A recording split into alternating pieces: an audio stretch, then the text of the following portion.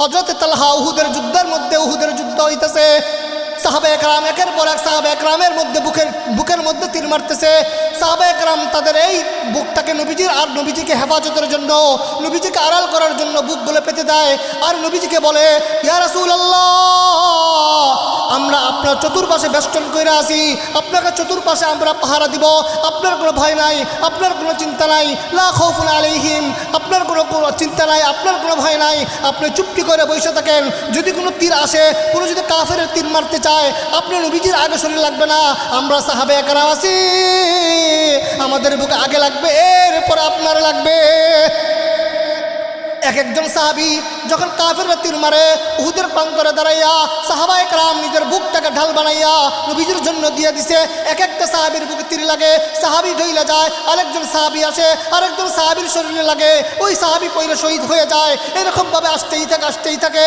ও মেরে মুহতারাম হাজরিন, শত শত সাহাবা একরাম শহীদ হয়ে গেলেন। এরপর কাফেররা চিন্তা করলো, আরে মুহাম্মদকে তো মারা যাবে না, নবীজিকে এইভাবে তো শহীদ করা যাবে না, কি করতে হয়, ডান দিয়ে আক্রমণ করো। ডান দিক দিয়ে যখন আক্রমণ করে সাহাবা একরাম সেটাকে রদ করে দেয়, বাম দিক দিয়ে যখন করে সেটাকেও রদ করে দেয়, সামন দিক দিয়ে করে সেটাও রদ করে দেয়, পিছন দিক দিয়ে আক্রমণ করে সেটাও হেফাজত করে। কাফেররা চিন্তা করলো, উহুদের পাহাড়ের উপরে উঠবো, উইটা নবীজির মাথায় মারবো, বলেন না নাউজুবিল্লাহ। সাহাবা একরাম চতুর্পাশে দাঁড়ানো, নবীজি মাঝখানে বসা। চতুর্দিক দিয়ে যখন আক্রমণ ব্যর্থ হয়ে যায়, কাফেররা পাহাড়ের উপরে ওঠার পর নবীজির যখন মাথায় তীর মারবে, নবীজির চেহারা মোবাকে তীর মারবে। একজন সাহাবী নাম হলো তালহা, হযরতে আবু তালহা বলেন, ইয়া রাসূলুল্লাহ, আপনার কোনো চিন্তা নাই, আপনার কোনো পেরেশান নাই, তারা চতুর্দিক দিয়ে আক্রমণ করছে, আপনাকে কিছু করতে পারে নাই, তারা মনে করছে উপর দিয়ে আক্রমণ করবে। না না না, আমি তালহা থাকতে এটা কোনোদিন হইতে দেব না। কি করলো সাহাবা একরাম? তো দাঁড়ানো, কাফের পাহাড়ের উপর থেকে নবীজিকে হত্যা করার জন্য, শহীদ করার জন্য তীর মারে। হযরত তালহা হাতখানা বাড়াইয়া দিছেন, তীর যত আসে এক একটা তীর করে হযরত তালহার হাতের মধ্যে লাগে। আল্লাহু আকবার। যে কথা বুঝাইতে চাই মেরে মুহতারাম হাজরিন, হাতের মধ্যে তীর লাগতে লাগতে যুদ্ধ শেষ হয়ে গেছে, হাত এমন অবস্থা, যুদ্ধের শেষে হাত প্যারালাইসিস হয়ে গেছে। কি বলেন? আমার কথা বুঝে আসতেছে রে ভাই? হাত প্যারালাইসিস হয়ে গেছে।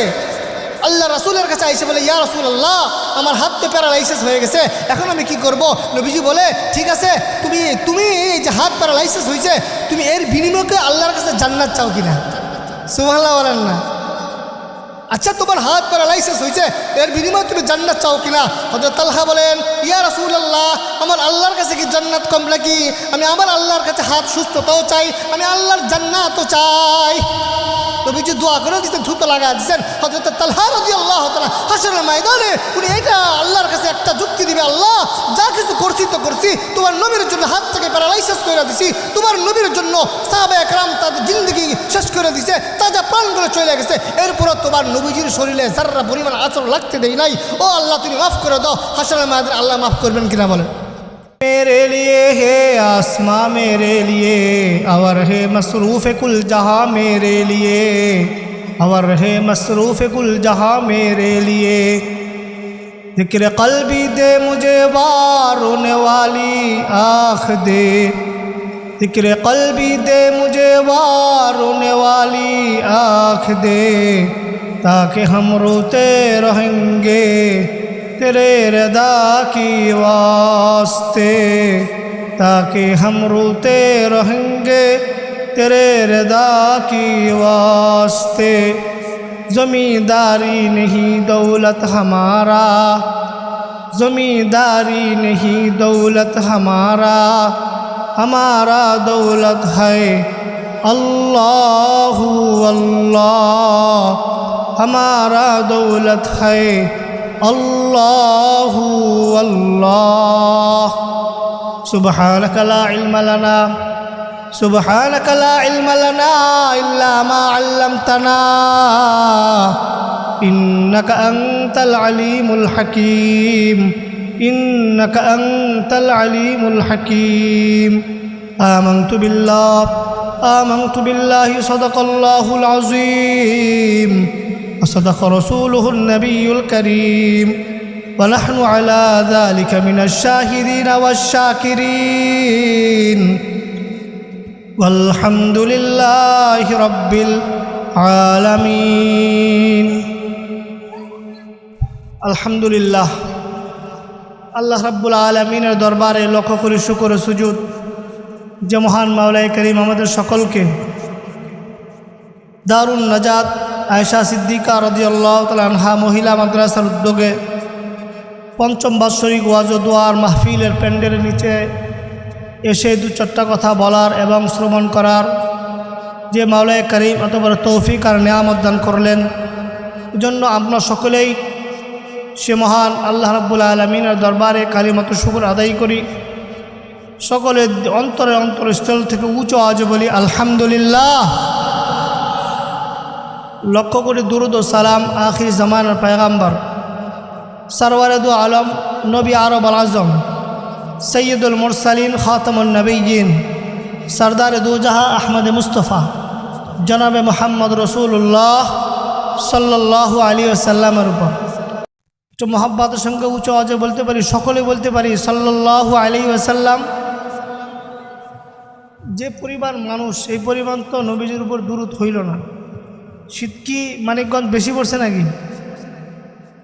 শীত কম না বেশি বলেন, জোরে বলেন, শীত কম না বেশি? কমে গেছে? কই গেছে? চলে গেছে কোথায়? উড়াল দিয়ে ইন্ডিয়া, ঠিক কিনা জোরকন? শীত কোথায় গেছে বলেন?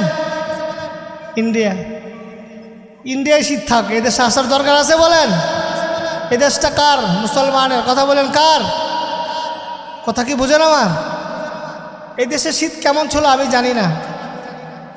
আল্লাহ পাক আপনাদের দোয়ায় বড় মেহেরবান।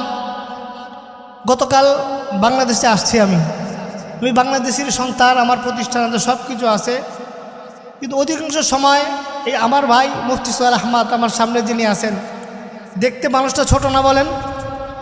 অনেক বড় আলেম বলে আলহামদুলিল্লাহ। স্টেজে বসে রয়েছে দুই আলেম, আমার ভয় লাগতেছে কি বলুম আর কি ভুল হয়ে যায়। অধিকাংশ সময় মুফতি সোহেল সাহেব আমি দুজন আল্লাহর ঘর বাইতুল্লাহ নবীজির রওজা মদিনাতুল মুনাওয়ারার মধ্যে আমাদের সময়গুলো কাটে বলে আলহামদুলিল্লাহ। হুজুর আসছেন 24 তারিখ, আমি আসছেন গতকাল। হযরত মাওলানা আব্দুল মালিক সাহেব বললেন, সুলাইমান ভাই আমার মাদ্রাসার মাহফিল, আমাকে অবশ্যই আসবে ইনশাআল্লাহ। আয়েশা ওয়াজ তো করতে পারি না, তো আয়েশা আপনাদের কাছ থেকে একটু দোয়া নেব, পারবো ইনশাআল্লাহ? তো এই জন্য আমি জিজ্ঞাসা করলাম যে শীত কম না বেশি, কারণ হইল ওই দেশে অনেক শীত, এই দেশে আইসে দিয়ে কোনো শীতই নেই। এই জন্য জিজ্ঞাসা করলাম যে শীত আছে না চলে গেছে? কথা কি বুঝেন আমার? একটু কথা বলতে পারবেন? বক্তা আসতেছে মুফতি মনির কাসিম ইনশাআল্লাহ, বয়ান কারাকে শুনবেন, কিন্তু আমরা একটু আলোচনা করি, পারবো না ইনশাআল্লাহ? এবার জোরে বলেন শীত আছে না নাই? জোরে বলেন শীত আছে না নাই? যদি না থাকে চলে গেছে কোথায়? এই জোরে কর, ভয় আছে এখন কোনো? এখনো ভয় পান না? কোথায় চলে গেছে বলেন? জোরে বলেন নারায়ে তাকবীর। আপনাদের মানিকগঞ্জের আওয়াজ বেশি উঁচু না, এমনভাবে আওয়াজ বলবেন যাতে করে বোঝা যায় ইসলামের বাতিল যারা, ইসলামের বিরোধিতা যারা করে তারা বুঝতে পারবে যে মুসলমানের আওয়াজ ক্ষীণ হয়ে যায় নাই, মুসলমানের আওয়াজ নিচু হয়ে যায় নাই। মুসলমান ঘুমন্ত কোনো ব্যক্তি না, ঘুমন্ত কোনো জাতি নয়। মুসলমান যদি নারায়ে তাকবীর আবার বড় স্লোগান দেওয়া শুরু করে, এদেশের মধ্যে রাম বাম কেউ থাকতে পারবে না। এখনো ভয় পান, ঠিকটাও দিয়ে একজন গণ জোরা বানান, ঠিক কিনা? এবার কিছুটা হয়েছে মাশাআল্লাহ। আপনারা আমার কথা মানবেন? সকালে বলেন কথা মানবেন? যদি মানেন একটু মেহেরবানি করে ফাঁকা জায়গাগুলো একটু পুরা করি। সবাই আসি একটু আসি, হ্যাঁ একটু আসি 30 সেকেন্ড সময়। আমি আপনাদের ভাই, আমি আপনাদের দুশ্মন না, ঠিক কিনা বলেন? যাই হোক, আলোচনা ইনশাআল্লাহ আল্লাহর মেহেরবানিতে শুরু করি। যে আলোচনা করব, এই আলোচনা আল্লাহ তাআলা যেন আপনাকে আমাকে সবাইকে বলনে ওয়ালা শুননে ওয়ালা সবাইকে যেন আল্লাহ তাআলা আমল করার তৌফিক দান। সকলে বলি আমিন। যে কথা বলতেছিলাম, নবীজির উপর দুরূদ শরীফ সকলে পড়বেন ইনশাআল্লাহ, পারবেন না?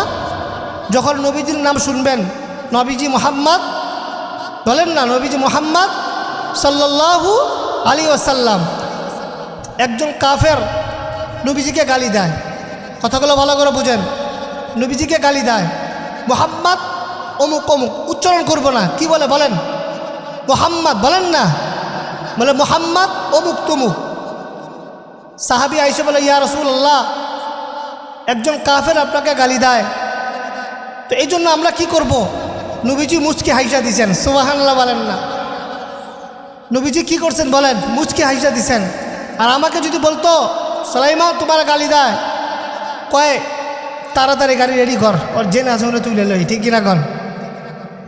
আর নবীজিকে সাহাবী বলেন, ইয়া রাসূলুল্লাহ, একজন কাফের আপনাকে গালি দেয়, বিধর্মী লোক এক বিধর্মের অন্য অনুসারী অন্য ধর্মের অনুসারী আপনাকে গালি দেয়, ইয়া রাসূলুল্লাহ, আপনি আমাকে হুকুম দেন তার গর্দানটাকে আলাদা করে ফেলি। নবীজি মুচকি হাইসা বলে, ও আমার সাহাবী, সে আমাকে গালি দেয়, তাতে কি হয়েছে? সে নিজের অজান্তে যখন বলে মুহাম্মদ, বলেন না কি বলে, যখন বলে মুহাম্মদ, দুই ঠোঁট একসাথে লাগে কিনা বলেন? নবীজি বলে, ও আমার সাহাবী, সে যখন আমাকে মুহাম্মদ বইলা গালি দেয়, সে কেমন জানি নিজের অজান্তে আমার নামের উপরে চুবা লাগায়া দেয়। জোরে বলেন না সুবহানাল্লাহ। নবীজি মুচকি মুচকি হাসে।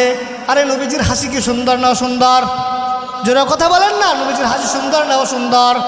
আরে নবীজি একে কত সুন্দর, নবীজি কত সুন্দর জানেননি?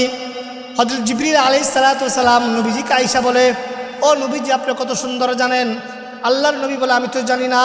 হযরত জিবরিল আলাইহিস সালাতু ওয়াস সালাম বলেন, ইয়া মুহাম্মদ, আপনার মতো সৌন্দর্য আল্লাহ তাআলার কোনো জিনিসই বানান নাই। আপনি এত সুন্দর, এই সুন্দর সুন্দর এত সুন্দর, আপনার মতো সুন্দর কোনো জিনিসই আল্লাহ বানায় নাই। আল্লাহ যে সৌন্দর্য দুনিয়ার যত সুন্দর আছে, এর চাইতে বেশি সুন্দর করে আল্লাহ আপনি নবীজি মুহাম্মদকে বানাইছেন। যেটা বলেন না সুবহানাল্লাহ। ওয়াজ বুঝতে হবে, ঠিক কিনা বলেন? চাপা মাইনা খেলে চলবে না, চলবে বলেন? উল্টা পাল্টা যদি বয়ান করে ধরবেন। এখন একটা প্রশ্ন জাগে, হুজুর প্রশ্ন আছে না নাই? কি প্রশ্ন? একসময় শুনছেন ইউসুফ জুলেখার ঘটনা, শুনছেন কিনা বলেন? ইউসুফ নবী কি সুন্দর ছিল না? তো একসময় তো শুনছি যে ইউসুফ নবী খুব সুন্দর ছিল। তা আমার নবী সুন্দর, ইউসুফ নবী সুন্দর, দুই নবী দুজন সুন্দর। ইউসুফ নবীর জন্য মিশরের মেয়েরা তাদের আঙ্গুল কেটে ফেলেছিল, ঠিক কিনা বলেন? এইবার বুঝেন, প্রশ্ন হইল যে হুজুর আমার নবী বেশি সুন্দর নাকি ইউসুফ পয়গম্বর বেশি সুন্দর, ঠিক কিনা যারা বলেন? আম্মা জান আয়েশা, নাম শুনছেন না শুনেন নাই? আরে দারুন নাজাত আয়েশা সিদ্দিকা মাদ্রাসা, নাম শুনছেন না? এই যে আয়েশা সিদ্দিকা রাদিয়াল্লাহু তাআলা আনহা, এই নামেই সে নাম।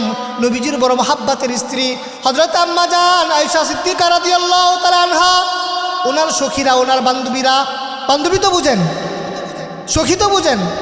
আমাদের ছেলে মেয়েরা আজকে ছেলে বন্ধু, ছেলে মানুষ মেয়ে ফ্রেন্ড বানায়, ঠিক কিনা কন?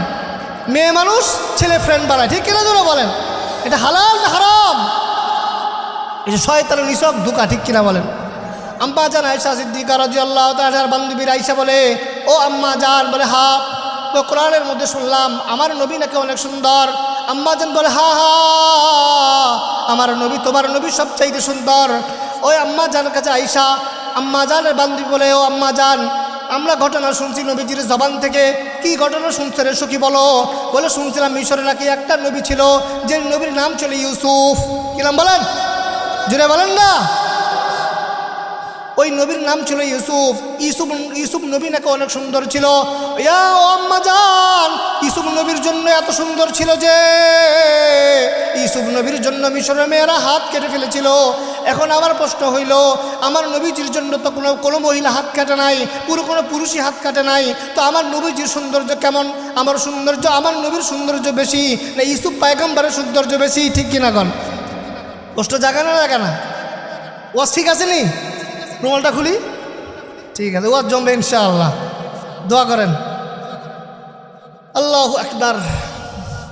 আম্মা জান আয়েশা সিদ্দিকা রাদিয়াল্লাহু তাআলা আনহা কি উত্তর দেন বলেন?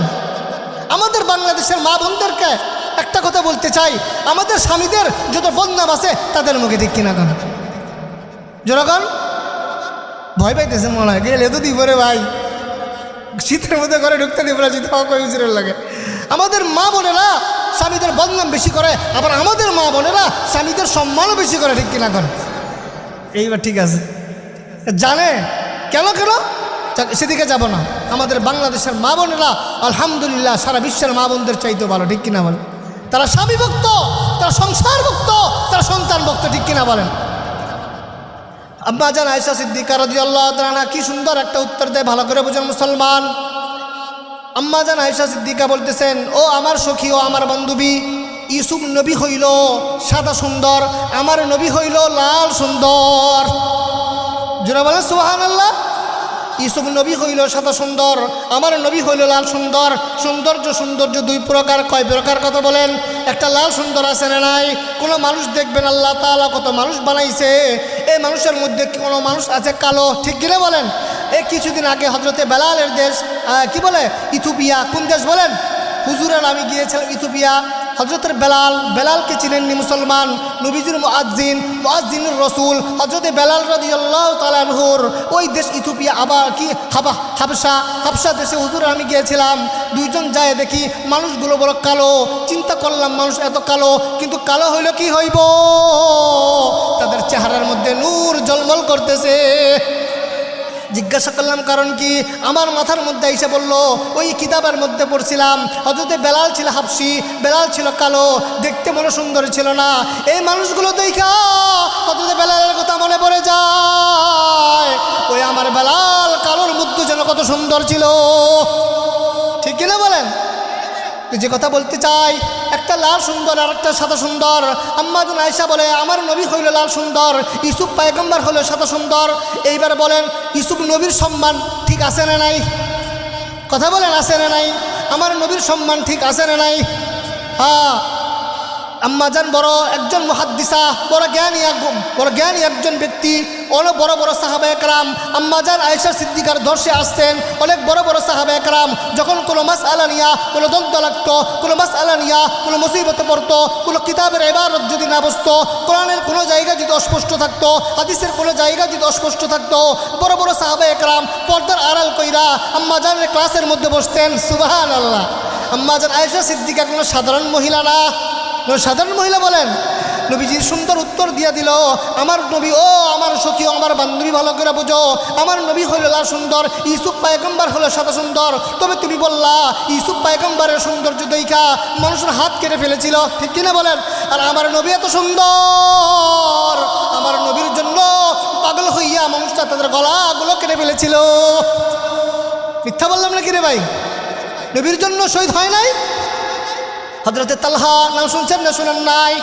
হযরতে তালহা উহুদের যুদ্ধের যুদ্ধ হইতেছে। সাহাবায়ে কেরাম একের পর এক সাহাবায়ে কেরামের মধ্যে বুকের মধ্যে তীর মারতেছে। সাহাবায়ে কেরাম তাদের এই বুকটাকে নবীজির আর নবীজিকে হেফাজতের জন্য, নবীজিকে আড়াল করার জন্য বুকগুলো পেতে দেয়। আর নবীজিকে বলে, ইয়া রাসূলুল্লাহ, আমরা আপনার চতুর্পাশে বেষ্টন করে আসি, আপনাকে চতুর্পাশে আমরা পাহারা দিব, আপনার কোনো ভয় নাই, আপনার কোনো চিন্তা নাই, লা খাউফুন আলাইহিম, আপনার কোনো চিন্তা নাই, আপনার কোনো ভয় নাই, আপনি চুপটি করে বসে থাকেন। যদি কোনো তীর আসে, কোনো যদি কাফেরের তীর মারতে চায়, আপনি নবীজির আগে শরীর লাগবে না, আমরা সাহাবায়ে কেরাম আছি, আমাদের বুকে আগে লাগবে, এরপরে আপনার লাগবে। এক একজন সাহাবী যখন কাফেররা তীর মারে, উহুদের প্রান্তরে দাঁড়াইয়া সাহাবায়ে কেরাম নিজের বুকটাকে ঢাল বানাইয়া নবীজির জন্য দিয়ে দিছে। এক একটা সাহাবীর বুকে তীর লাগে, সাহাবী ঢইলা যায়, আরেকজন সাহাবী আসে, আরেকজন সাহাবীর শরীরে লাগে, ওই সাহাবী পইরে শহীদ হয়ে যায়। এরকমভাবে আসতেই থাকে। ও মেরে মুহতারাম হাজরিন, শত শত সাহাবায়ে কেরাম শহীদ হয়ে গেলেন। এরপর কাফেররা চিন্তা করলো, আরে মুহাম্মদকে তো মারা যাবে না, নবীজিকে এইভাবে তো শহীদ করা যাবে না, কি করতে হয়? ডান দিয়ে আক্রমণ করো। ডান দিক দিয়ে যখন আক্রমণ করে সাহাবায়ে কেরাম সেটাকে রদ করে দেয়, বাম দিক দিয়ে যখন করে সেটাকেও রদ করে দেয়, সামন দিক দিয়ে করে সেটাও রদ করে দেয়, পিছন দিক দিয়ে আক্রমণ করে সেটাও হেফাজত করে। কাফেররা চিন্তা করলো, উহুদের পাহাড়ের উপরে উঠবো, উইটা নবীজির মাথায় মারবো, বলেন না নাউজুবিল্লাহ। সাহাবায়ে কেরাম চতুর্পাশে দাঁড়ানো, নবীজি মাঝখানে বসা। চতুর্দিক দিয়ে যখন আক্রমণ ব্যর্থ হয়ে যায়, কাফেররা পাহাড়ের উপরে ওঠার পর নবীজির যখন মাথায় তীর মারবে, নবীজির চেহারা মোবাকে তীর মারবে। একজন সাহাবী নাম হলো তালহা, হযরতে আবু তালহা বলেন, ইয়া রাসূলুল্লাহ, আপনার কোনো চিন্তা নাই, আপনার কোনো পেরেশান নাই, তারা চতুর্দিক দিয়ে আক্রমণ করছে, আপনাকে কিছু করতে পারে নাই, তারা মনে করছে উপর দিয়ে আক্রমণ করবে। না না না, আমি তালহা থাকতে এটা কোনোদিন হইতে দেব না। কি করলো সাহাবায়ে একরাম তো দাঁড়ানো, কাফের পাহাড় ওপর থেকে নবীজিকে হত্যা করার জন্য, শহীদ করার জন্য তীর মারে। হযরত তালহা হাতখানা বাড়াইয়া দিছেন, তীর যত আসে এক একটা তীর করে হযরত তালহার হাতের মধ্যে লাগে। আল্লাহু আকবার। যে কথা বুঝাইতে চাই মেরে মোহতারাম হাজরিন, হাতের মধ্যে তীর লাগতে লাগতে যুদ্ধ শেষ হয়ে গেছে, হাত এমন অবস্থা, যুদ্ধের শেষে হাত প্যারালাইসিস হয়ে গেছে। কি বলেন? আমার কথা বুঝে আসতেছে রে ভাই? হাত প্যারালাইসিস হয়ে গেছে। আল্লাহ রাসূলের কাছে আইসে বলে, ইয়া রাসূলুল্লাহ, আমার হাত তো প্যারালাইসিস হয়ে গেছে, এখন আমি কি করব? নবীজি বলে, ঠিক আছে, তুমি এই যে হাত প্যারালাইসিস হয়েছে, তুমি এর বিনিময়ে আল্লাহর কাছে জান্নাত চাও কিনা? সুবহানাল্লাহ বলেন না? আচ্ছা, তোমার হাত প্যারালাইসিস হয়েছে, এর বিনিময়ে তুমি জান্নাত চাও কিনা? হযরত তালহা বলেন, ইয়া রাসূলুল্লাহ, আমার আল্লাহর কাছে কি জান্নাত কম নাকি? আমি আমার আল্লাহর কাছে হাত সুস্থতাও চাই, আমি আল্লাহর জান্নাতও চাই। নবীজি দোয়া করে দিচ্ছেন, থুতো লাগা দিচ্ছেন। হযরত তালহা রাদিয়াল্লাহু তাআলা হাশরের ময়দানে উনি এটা আল্লাহর কাছে একটা যুক্তি দিবে, আল্লাহ যা কিছু করছি তো করছি, তোমার নবীর জন্য হাত থেকে প্যারালাইসিস করে দিছি, তোমার নবীর জন্য সাহাবায়ে একরাম তাদের জিন্দগি শেষ করে দিছে, তাজা প্রাণ করে চলে গেছে, এরপরও তোমার নবীজির শরীরে যাররা পরিমাণ আচরণ লাগতে দেয় নাই, ও আল্লাহ তুমি মাফ করে দাও। হাশরের ময়দানে আল্লাহ মাফ করবেন কিনা বলেন? যে কথা বলতে চাই, হযরত আম্মা জান আয়েশার সেই ঘটনা। আম্মাজানের কাছে আয়েশা যখন তার বান্ধবীরা বলে, ও ইউসুফ নবী সুন্দর না, আমার নবী সুন্দর, এক উত্তর পাইলেন। এবার প্রশ্ন করেছিল, ইউসুফ নবীর জন্য তো গলা কাটছে, ইউসুফ নবীর জন্য তো হাত কাটছে, আমার নবীর জন্য কি? এবার বলেন তো, আমার নবীর জন্য কি শুধু হাত কাটছে না গলাটাও কাইটা দিছে? কথা বুঝেন না আপনারা? কথা বুঝতেছেন? আমার কথা বুঝতে হবে, ঠিক কিনা বলেন? কথা বুঝতে মাথা লাগে। আমাদের উস্তাদ নূর হোসেন, আমাদের উস্তাদ খুরশেদ আলম কাসেমি, মোল্লা খুরশেদ আলম কাসেমি দামাত বারাকাতুহুম, হুজুরের নাম শুনছেন না? হুজুরে যখন বয়ান করতেন আর বলতেন, মিয়ারা কথা তো বলি, কত কথাই তো বলি, সবাই তো মাথা দিয়ে কথা বুঝে, কিন্তু কথা বুঝতেও একটা মাথা লাগে। কথা বুঝতে কি লাগে? ইসলাম বুঝতেও মাথা লাগে। ইসলাম বুঝতে কি লাগে? মাথা লাগে নাকি বলেন? ইসলাম এমন একটা জিনিস, যা অধিক বলবো না, ইসলাম পরিপূর্ণ একটা দিন ধর্ম, ঠিক কিনা বলেন? তো যে কথা বলতে চাই, আমার নবীর জন্য মানুষ শুধু তার হাত নয়, তারা তাদের জীবনটাকেও দিয়ে দিছে, ঠিক কিনা বলেন? যেন নবীর মহাব্বত আছে না নাই বলেন? কোথা থেকে শুরু করছিলাম মনে আছে না ভুলে গেছেন? ওই তো কাফের আয়েশা নবীজিকে গালি দেয় না? আল্লাহর নবীকে বলে, আল্লাহর নবী বলে, আরে সে তো আমাকে গালি দেয়, সে আমাকে গালি দেয় না, সে নিজের অজান্তে সে আমার নামের উপর একটা চুমা দেয়। সুবহানাল্লাহ।